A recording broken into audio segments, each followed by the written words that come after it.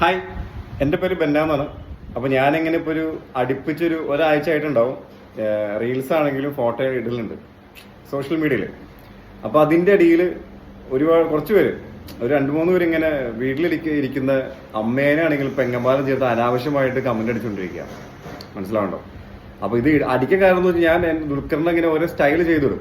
അപ്പോൾ എനിക്കൂടെ അവരുടെയൊക്കെ വിചാരം എന്ന് വെച്ചാൽ ഞാനിങ്ങനെ താടിയും മുടിയൊക്കെ ഇങ്ങനെ വെട്ടണമുണ്ട് ഞാൻ സ്വയമായിട്ട് ഇങ്ങനെ ദുൽഖറാണെന്ന് വിചാരിച്ച് നടക്കാന്ന് ഓർത്ത് അവർ കമന്റ് ചെയ്യുന്നത്.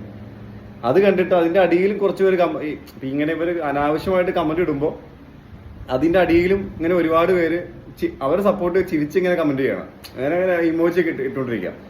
അപ്പൊ ശരിക്കും പറഞ്ഞാന്ന് വെച്ചാൽ ഇങ്ങനെ ഇവിടുത്തെ ആൾക്കാരെ കാഴ്ചപ്പാട് ഞാൻ അന്ന് ആലോചിച്ച് നോക്കണത് എന്ന് വെച്ചാൽ ഭയങ്കര മോശമായി ഇങ്ങനെ പറയണം. അതായത് നിങ്ങൾ എന്റെ എന്തോന്ന് പറഞ്ഞോ, പല ആയിട്ട് നിങ്ങൾക്ക് ഇപ്പൊ തെറിയോ നോസി ഈ വീട്ടിൽ ഇരിക്കുന്ന ആൾക്കാരെ തെറി പറയരുത് കേട്ടോ.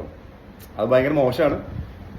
അപ്പൊ ഞാനിപ്പോ പിന്നെന്ന് വെച്ചാൽ ഇപ്പൊ ഞാൻ ഇങ്ങനെ ഇടാൻ കാരണം വെച്ചാൽ ഞാനിപ്പോ ദുൽഖർ സൽമാന്റെ പുള്ളിയുടെ ഓരോ ഫിലിമിലെ ഓരോ സ്റ്റൈൽ ഞാൻ ഇങ്ങനെ ചെയ്തിടലുണ്ട്. അതായത് താടിയാണെങ്കിലും മുടിയാണെങ്കിലും മീശയാണെങ്കിലും. മനസ്സിലാവട്ടോ? അപ്പോൾ അവരൊക്കെ വിചാരം ഞാൻ ദുൽഖറായിട്ട് നടക്കുകയാണെന്നാണ് അവരുടെ വിചാരം കേട്ടോ. അതായത് താടിയും മുടിയും വെട്ടിയ ദുൽഖറാവുന്നില്ല. ഇപ്പോൾ പല ആൾക്കാർക്ക് പല ഹോബി ഉണ്ടല്ലോ. എനിക്കിപ്പോൾ ഓൾറെഡി അങ്ങനെ ചെയ്യുന്നത് എൻ്റെ ഒരു ഹോബി എന്ന് പറയാൻ പോലെ എനിക്കൊരു ഇഷ്ടമുണ്ട് അങ്ങനെ ചെയ്യുന്നത്. അത് അത്രേ ഉള്ളൂ.